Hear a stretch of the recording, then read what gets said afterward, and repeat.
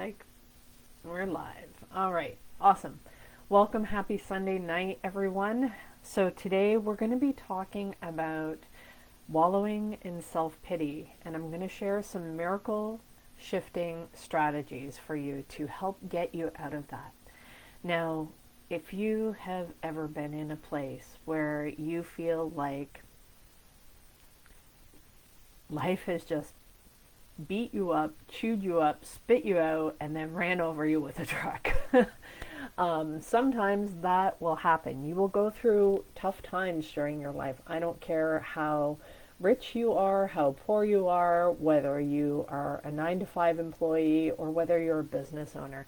You will go through times where you just feel like, damn, like I don't deserve the shit that I'm going through. Like, what's going on?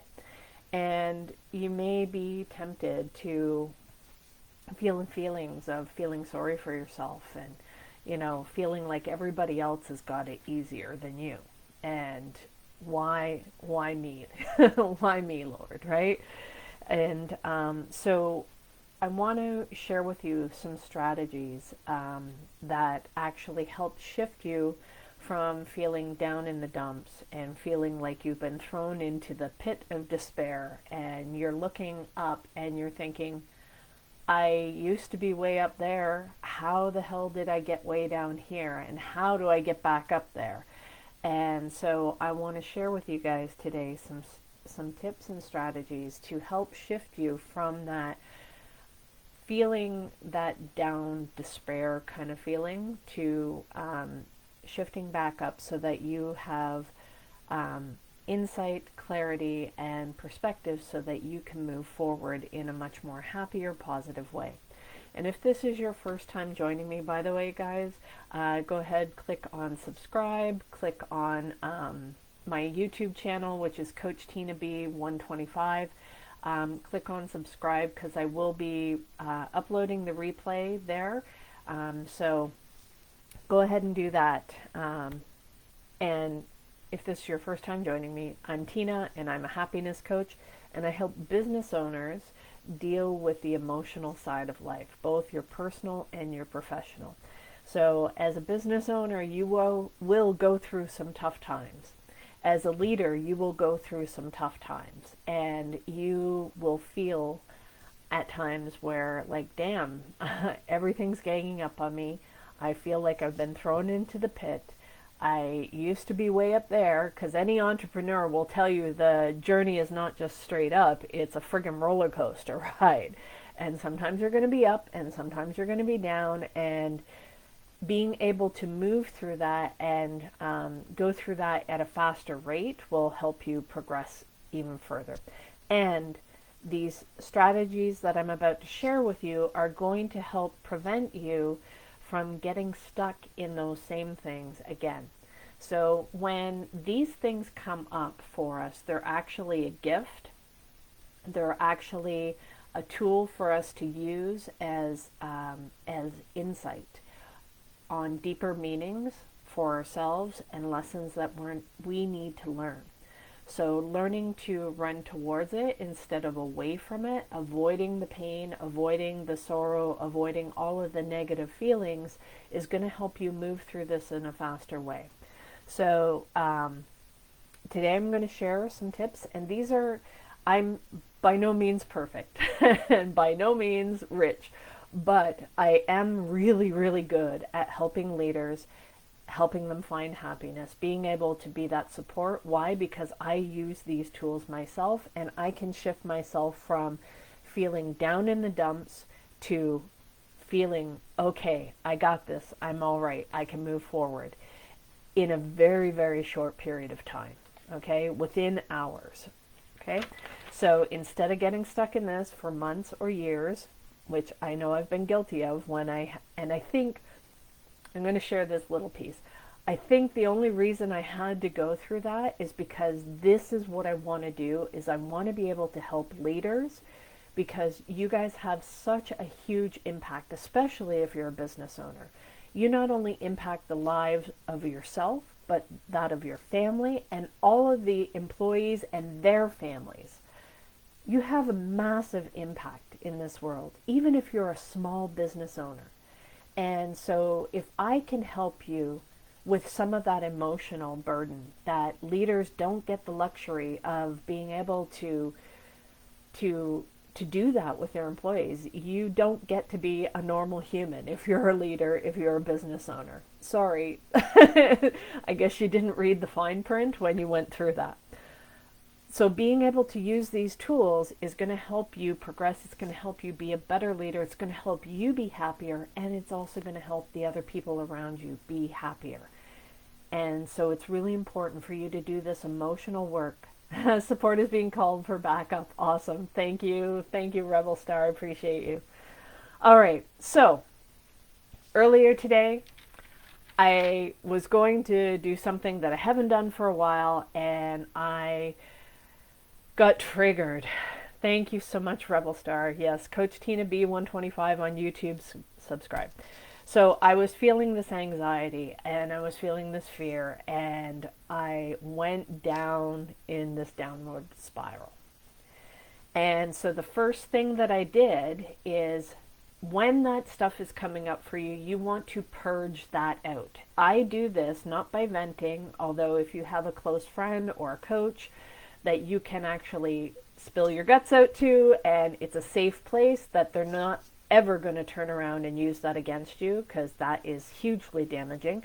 But if you are able to, if you don't have that person, then writing it out in a journal, even if you have to burn the pages or destroy the pages afterwards, getting that, take me on the run with you there, Rebel Star, awesome. So getting that out of your system, write that stuff down. The fears, you have to do this no holds barred, okay? Don't try to censor it. Don't try, oh, I shouldn't feel that way, or it's really not that bad. Other people have it worse than me, whatever. I need you to sit with your feelings, however dark and despairing they may feel, however illogical they feel, or that you think they might be. I want you to write those down, because I know I have a habit of like, oh, you can't just sit and wallow in self-pity. You have to take ownership for your life. And leaders, we all feel this stuff. We know this stuff to be true, but feelings are not facts. But they're an important signal for you. And for you to be able to take a look at those signals, understand what they are, and get yourself to a place where you can actually own this from a logical perspective, it will shift your feelings, not from a way of trying to squish them down or ignore them or deflect them or not pay attention to them, because that just racks up an emotional credit card, and you will end up having to pay that sooner or later. Okay, so doing it in this way it's like paying your credit card every month that you don't have a balance. Okay, your goals don't care about how you feel. True. That is true, but if your feelings are stopping you, this is where, if your feelings are stopping you from moving forward, this is the stuff that you need to do. So writing this stuff out, getting it out of your system, because once it's out of your system and it's sitting there in front of you, now we can begin the process of analyzing it and understanding what these emotions are trying to tell you, because all your emotions, your feelings, so like when you go and touch something, they're giving you sensory data, okay? And for you to ignore the data that's coming at you, data, whatever, to ignore that is you're missing some really key important things that are trying to come up for you so that you can fix it. Because at one point in your life, you were not able to fix this. So being able to look at this, analyze it in a proper way, allows you to actually shift your perspective. And basically, a shift in perspective is actually a miracle. So if you saw one thing one way, and then all of a sudden you see it in a completely new light, seeing that is an actual miracle, seeing it in a different perspective. And so shifting that reality changes how you operate. So if you find that you're getting stuck, that you feel like you're wallowing in self-pity, that things aren't fair, that you're not able to move forward, that you are, just a victim in life. And by the way, having been a victim in the past, nobody wants to fucking be a victim, so don't ever tell me that somebody is choosing to be a victim. If you are stuck in that victim mentality, it is because something has happened to you and you have not processed the emotions to allow you to move forward and move through that. Because victims, true victims, don't want to talk about it. They don't use it as a label. They don't wallow in that stuff. If you're stuck in that, it's because you haven't learned the tools you need to be able to move through that.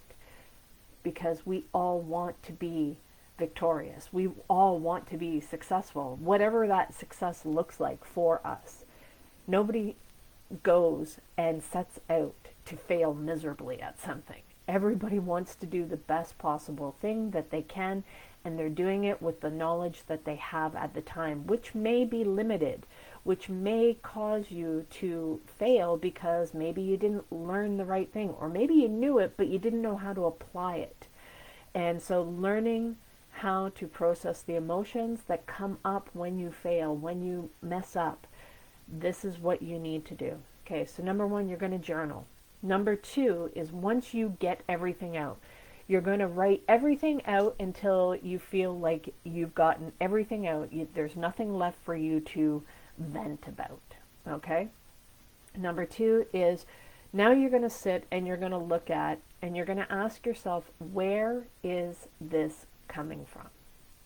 So when you ask yourself this question of where is this coming from, this, I'm talking about not like huge things, but it could be from a couple of hours ago, could be from a couple of days ago, maybe something happened, somebody said something to you, maybe it's not so much what they said, maybe it was the tone that they said it in, maybe it is, it could even be the smell of a cologne or something that reminded you of somebody, and then subconsciously that triggers something. So a lot of times this stuff, it's not coming up in a conscious way, it's coming up in a subconscious way, and we don't always make the connections right away. So this process helps you make those connections to connect the dots as to what it's trying to tell you and how you can move past that.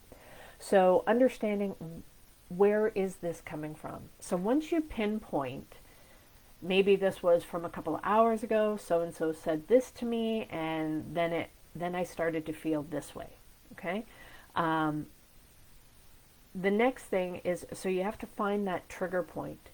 And when I talk about the trigger point, it's like, I know that's a really popular word these days, and oh, I'm triggered and stuff like that. No, that's not what we're talking about.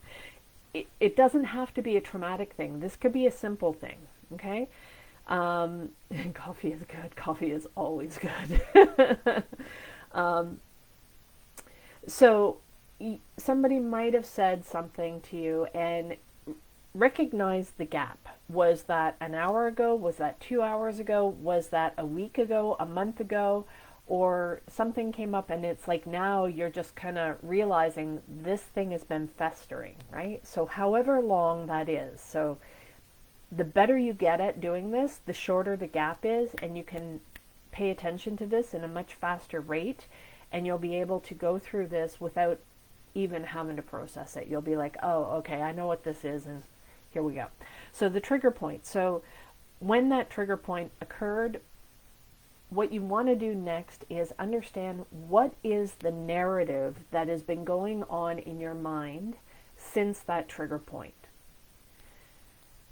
Maybe it is something that you find yourself thinking to yourself, oh, I'm a burden, I'm a problem, I screwed up, I always make mistakes, I never get that right. Whatever it is, there's a narrative that's going on from that trigger point to right now of where you felt like you were thrown into the pit of despair kind of thing. So understanding what that narrative is, writing those down as well, is a really good process of getting that out. Now, some people might be like, oh, you don't want to focus on the negative. No, I'm telling you, in order to get this out of your system and move through it, Write it down so that you can look at it. This is physically facing the challenges. And here I wrote a bunch of stuff down. I'm not going to show it too much so that you can't see all of the stuff. I'm not ready for all of that to go public. But this is a process that I actually use. So the next thing you're going to do is identify what feelings came up with that. Worry and creativity use the same part of the brain. Yeah, both are the result of imagination. That's a great quote. Worry and creativity. So yes, and I know everybody wants to hurry up and get to that creative part, but there is huge benefit at looking at, where does this worry come from? Where does this anxiety come from? So just ignoring it and trying to focus on the positive, you're missing a huge chunk of the lesson. You're missing a huge chunk of the true freedom that you will feel within you when you actually go through this process. You can't skip the steps, guys. I'm telling you, you can't. I try many times, and even knowing this, I will still try, because it's like, oh, that path seems too hard, that seems too difficult, I'm going to feel stuff, I don't want to feel stuff, ooh, ick, yuck, especially the yucky stuff. No, you have to go through this. So you're going to identify the patterns. The patterns, now there's multiple ways to do this. So the patterns of, how often do you think this way? Whatever that narrative is, okay? The I'm a problem, I'm a burden, I make mistakes. You're going to start to look, okay, who has told me this stuff before? Because oftentimes the thoughts that are coming from your own mind are not often yours. They're programmed from other people we respect, maybe our parents, maybe our teachers, maybe our bosses, maybe our loved ones, maybe our spouse, whatever it is. And we tend to avoid those feelings. We don't want to look at them, because on some level, part of us believes that they're true. And the more that we believe that they're true, the more we will seek out evidence to confirm that belief. Okay? It's the self-fulfilling prophecy. So looking at this stuff is huge at being able to understand, how often has this belief played out in my life? How many times has this been true? And the further back you go, if you can find the source, the original time, and oftentimes it's something that has been done in childhood. From the ages 1 to 7, we don't get a choice as what's programmed into our mind. That comes from our parents and the people around us, and that continues throughout adulthood. I know everybody says it stops at 7, but this continues on. And if you don't know that you have a choice, do you really have a choice? No, you don't. Until you start to become aware of this stuff, you're operating on autopilot. Until you actually look at this stuff, you are operating on autopilot and previous programming that you did not choose to install. So going through this process is like rewriting the code. It is rewriting the programming we did not choose for ourselves. So examining and identifying the patterns. Yeah, the formative years are formatting the programming. Yes. And so we make decisions about things that happen to us.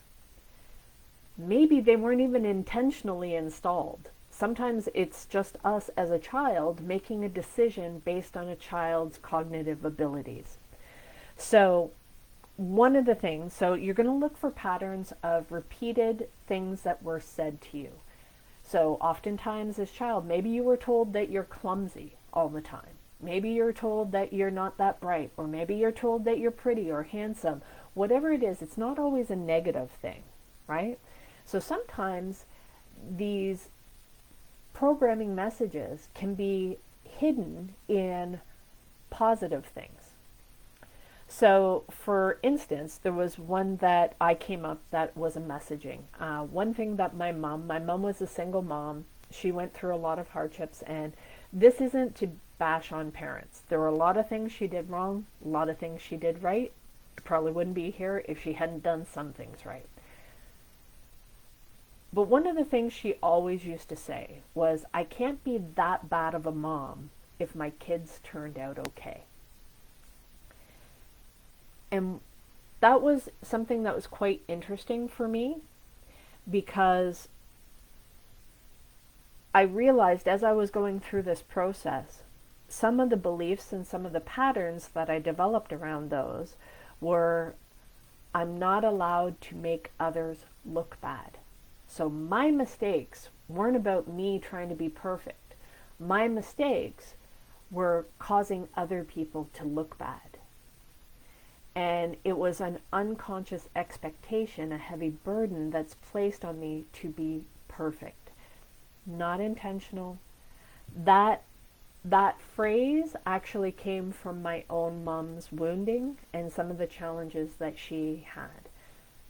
She got pregnant at a young age before me. She was too young to keep the child, and they forced her to adopt the child out. And so my mom had this thought process of, don't make me look bad, because if you do, they might take you away from me. And I hadn't really put the pieces together until I started looking at the patterns. So this was something that's fairly new that came up for me today.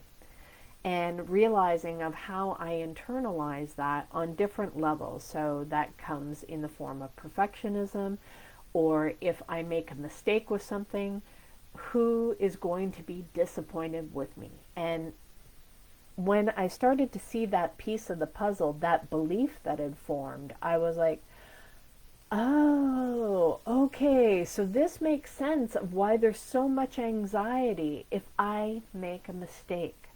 It's not me trying to be perfect because I want everybody to see me as a perfect person.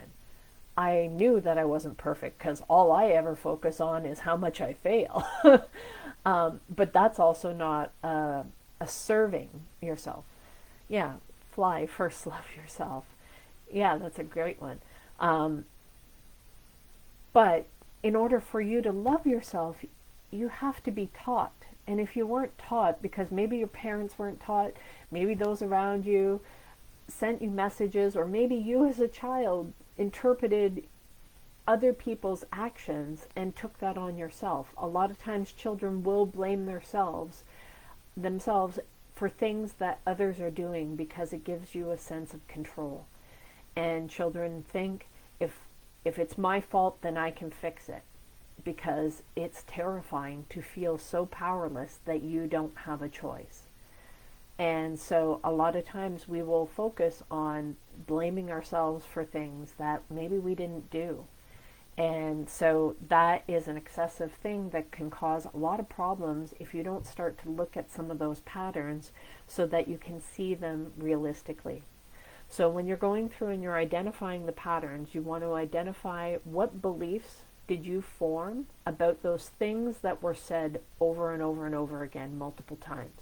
Sometimes they're positive. Maybe it's like, oh, I'm so proud of my kids, and maybe that instilled with you that you're not allowed to make a mistake. Whatever it is, and it doesn't even have to be accurate, guys, okay? Maybe if your parent listens to you and thinks, that's not true, that's not the way it was at all, you're not remembering things correctly, and you might be tempted to call them a narcissist. Here's something I got a piece of advice on. It does not matter if that's the way things really went down. It does not matter if you've twisted things in your own mind, because whatever is in your own mind is creating your reality. So it may not even be true. It doesn't matter. The truth is irrelevant. Your opinion, when it comes to your perception, is all that matters.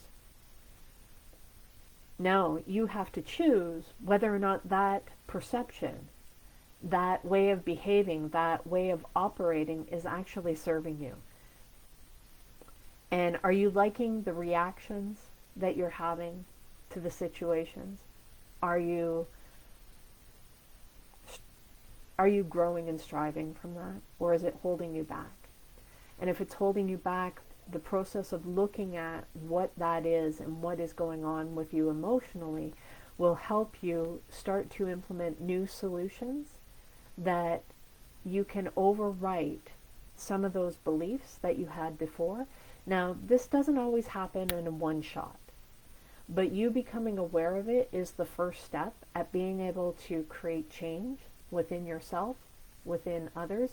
And when you start to do this for yourself, you're going to have so much more compassion when you see other people going through the same bullshit that you had struggled with. When you see them wallowing in self-pity, you're going to have compassion for them. You're going to understand. You won't let them stay there, but you now can give them guidance. You can give them support. You can show them that there's a way out of that doesn't have to involve them repeating the same old patterns. Okay? And even if they do repeat those same patterns, don't get frustrated with them if they're going through the same friggin' loop over and over and over and over again, because you do not know and do not understand how many layers of damage have accumulated over the years. So have compassion, and just because you've been able to have the benefit of somebody showing you a way out and somebody guiding you through the steps and processes to get through this stuff, have compassion for those that are still stuck in the loops, okay? So looking at your reactions and the solutions, and then also the rewards and punishments. How were you rewarded for certain behaviors? How were you punished for certain behaviors? These are going to be really cool insights that you're going to get from them. You may not be able to get all of the insights that you need in one go. There may be some layers that you have to go through, but this is the same process over and over that you're going to do to be able to get those insights, because and you'll know you'll hit that moment because you'll get this like aha moment. It's like all of a sudden a light on the missing piece of the puzzle that you hadn't seen and didn't know that was there. It's like a light gets shone on it and you're like, holy shit, I never thought of it that way. Oh, what happened? A miracle. You shifted your perspective. You didn't see it from that perspective before. Now you can see it from a different perspective. Now you can make different choices. And this is how we actually heal our past. You can't just push it off and just focus on something else and focus on hitting your goals, hitting your achievements. Yes, that can bring you some happiness, but it's not going to bring you true fulfillment. Okay? And those things will keep coming up in multiple ways until you turn around, you stop and you look at it. That's when you can actually change this. That's when you actually, this process, while sometimes it can be painful, not going to lie, this is why you may need a coach for it, especially one who's walked this path many, many times, okay?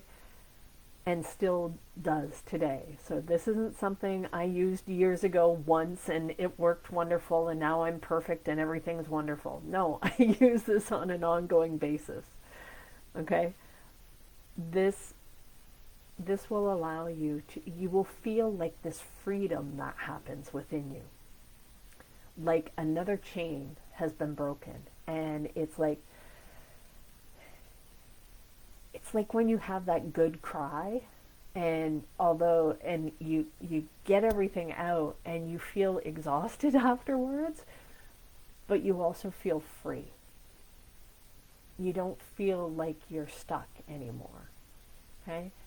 And you're like, oh, I don't want to go through all that crying stuff. I don't have time for this touchy-feely crap, Tina. Then you're going to keep getting these lessons. You're going to keep getting beat over the head, dragged through the knothole backwards. And just when you think that you've climbed up that mountain, God's going to pick you up and throw you back down in the pit until you learn the lesson. Although God doesn't do that. It's ourselves that does it. Why? Because we need to learn these lessons. We need to understand what's going on so that we can remove the pain from it.